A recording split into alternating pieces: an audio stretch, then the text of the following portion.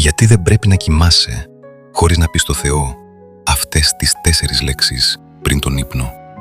Λένε ότι μια τέτοια προσευχή φέρνει ειρήνη στο σπίτι και γαλήνη στην ψυχή.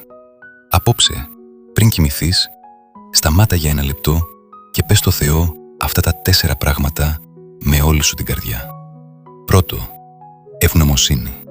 Κύριε, σε ευχαριστώ που ήσουν μαζί μου σήμερα. Σε ευχαριστώ για αυτή την ημέρα που έζησα. Σε ευχαριστώ για το σπίτι όπου μπορώ να ξεκουραστώ, για τη στέγη που με προστατεύει και για την αγάπη και τη φροντίδα με την οποία περιβάλλεις εμένα και την οικογένειά μου. Δεύτερο, προστασία.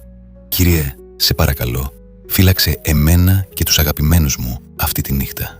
Προστάτευσέ μας από κάθε κακό, φόβο και ανησυχία.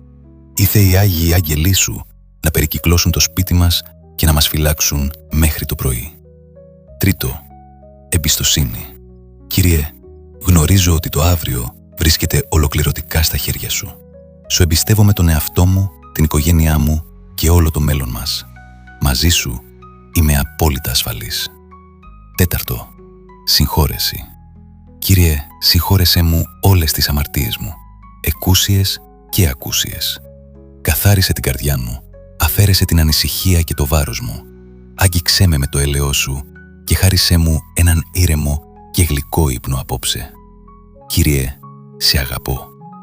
Αν αυτή η προσευχή άγγιξε την καρδιά σου, γράψε στα σχόλια «Αμήν» και μοιράσου την με αυτούς που αγαπάς.